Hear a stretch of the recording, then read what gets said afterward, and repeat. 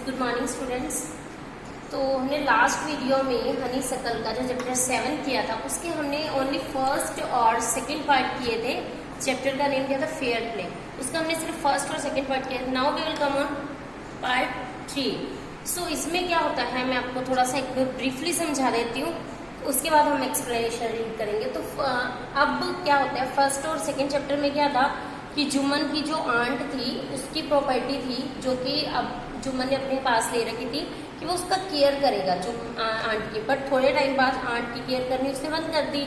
और फिर क्या हुआ, उसमें आंट ने क्या किया, अपनी पंचायत बुलाई। और पंचायत कहाँ हुई, एक हैंड बनियान ट्री के नीचे। और पंच किसको चुना गया, अलगू को। अब इसमें तीसरे पार्ट में क्या है, अलगू अब है टाइट स्पोर्ट। स्पोर्ट यानी कंडीशन। अब अलगू एक टाइट कंडीशन में है। तो अब क्या होता है उसके साथ, क्यों है वो टाइट कंडीशन में, क्योंकि अलगू जो है समझू साहू, इसमें फोर्थ करेक्टर आया। अब पहले मैंने आपको बताया था 3 करेक्टर्स थे, अलगू, जुम्मन एंड ओल्डान। अब ये फोर्थ करेक्टर है समझू साहू का। तो समझू साहू का क्या करेक्टर है इसमें, अलगू अपने बुल्डॉग्स समझू साहू को देता है कि 1 महीने तक उसने ये कहकर कि 1 महीने के अंदर अंदर समझू साहू बुल्डॉग के पैसे दे देगा। बट समझू साहू बुल्डॉग से इतना ज्यादा काम लेता है कि वो 1 महीने के अंदर अंदर उनकी डेथ हो जाती है, वो डेड हो जाते हैं, died within a month. और उसके बाद फिर समझू साहू क्या करता है, रिफ्यूज टू पे अलगू, मीन्स उसको जो पैसे देने थे अलगू को वो मना कर देता है। अब अलगू क्या डिसाइड करता है, decided to refer the case to the panchayat. अब अलगू ये डिसाइड करता है कि मैं अपना केस पंचायत में ले जाऊंगा सो दैट उसे जस्टिस मिले, न्याय मिले। तो समझू साहू को अब चूज करने का मौका मिलता है कि आप अपना चूज कीजिए, जो भी आपको पंच चूज करना है। तो समझू साहू को यह पता होता है कि जुम्मन और अलगू अब दोनों एनिमी हैं और जुम्मन बदला लेना चाहता है, तो वो इसलिए अपना चूज किसको करता है, पंच जुम्मन को। तो जुम्मन को जब पंच चूज करता है तो अलगू घबरा जाता है कि अब ये मुझसे बदला लेगा। तो फिर अलगू ये बात कहता है कि the voice of panch is the voice of God. ये आपको स्टोरी में पहले भी बताया था कि ये जो सेंटेंस है स्टोरी के लिए बेस्ट मॉरल है ये।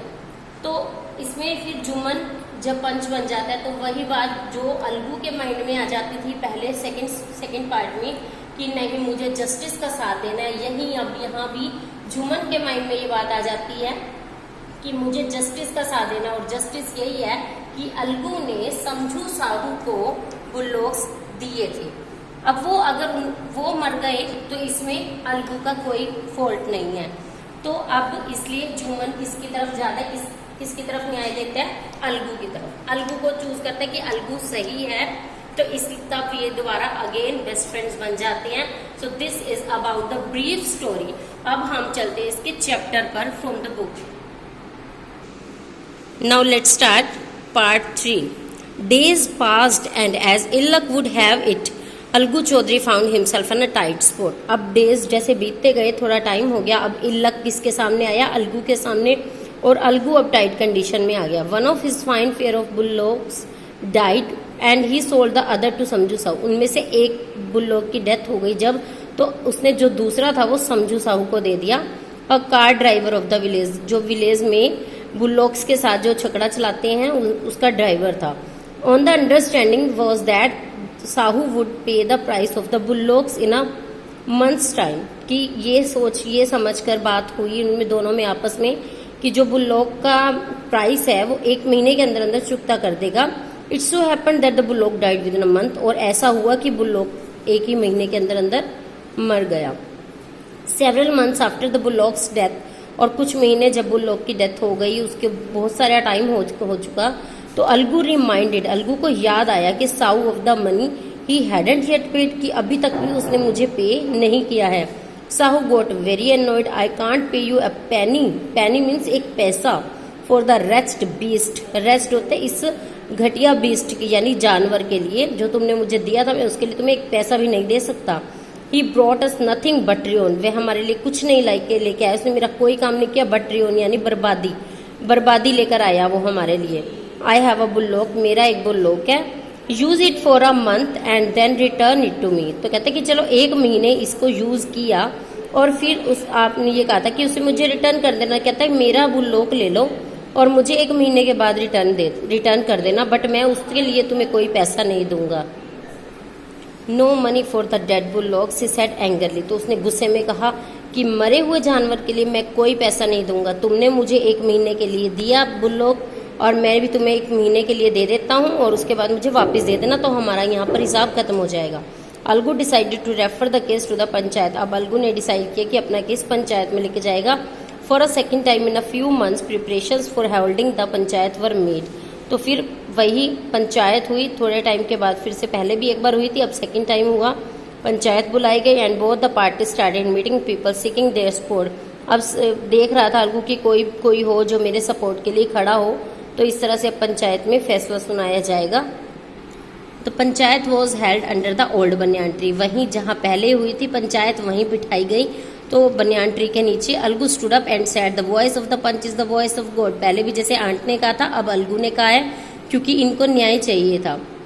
Late Sahu nominate the head panch. अब चलो साहू को नॉमिनेट करना है अपना पंच।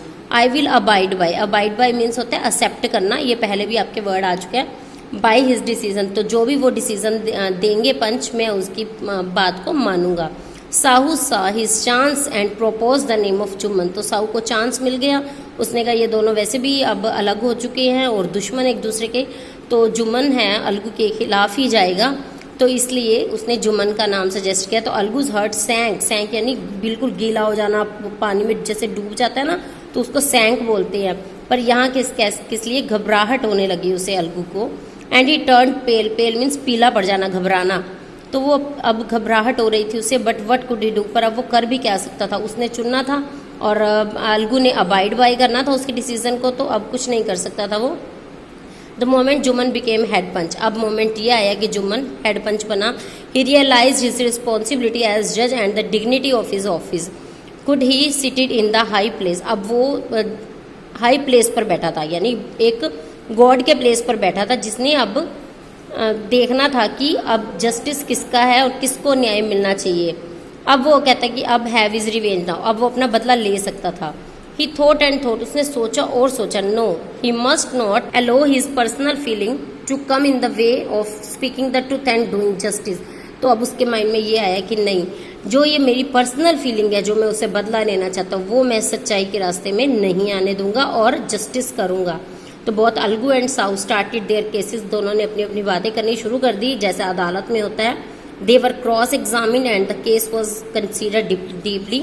और इस तरह से उन दोनों का क्रॉस एग्जामिन यानी कि सभी से पूछा गया कि क्या मैटर था, सभी से बातचीत की गई। तो अब केस जो था बहुत गहराई तक गया। तो then Jumman stood up and announced it is our opinion that Sahu should pay Algu the price of the bullock. तो ये ओपिनियन रखा गया कि साहू को जो है पे करना चाहिए अलगू को।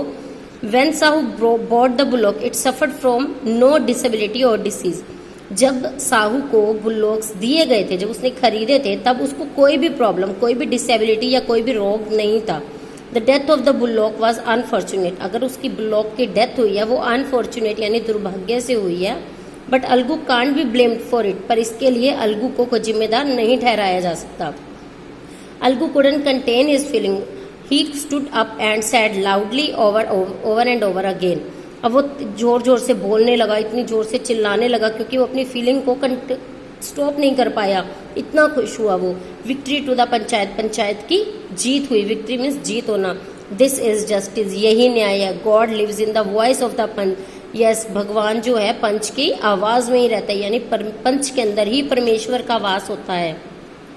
Then soon after Juman came to Algu, embarrassed him and said, since the last panchayat I had become your enemy, और लास्ट जो पंचायत थी उसमें मैं तुम्हारा शत्रु बन गया था। Today I realized what it mean to be a पंच। अब मैंने रियलाइज किया कि पंच होने का क्या मीनिंग होता है। Panch has no friend nor enemy. Panch का कोई ना शत्रु होता है और ना ही कोई मित्र। He knows only justice, वो सिर्फ न्याय जानता है। Let no one divert from the path of justice। Divert means होता है भटक जाना। पाथ ऑफ जस्टिस, न्याय के रास्ते से हमें नहीं भटकना चाहिए। एंड ट्रूथ फॉर फ्रेंडशिप और एनमिटी, चाहे वो फ्रेंडशिप हो चाहे एनमिटी हो, हमें उसके लिए जस्टिस करना चाहिए। Algu embarrassed his friend and wept. Algu ने अपने फ्रेंड को गले लगा लिया और रोने लगा। And his tears washed away all the dirt of misunderstanding between them. और जो मिसअंडरस्टैंडिंग की जो गंदगी थी वो सारी उन दोनों के आंसुओं से बाहर निकल गई। So this is the most interesting chapter in your book. So have a nice day.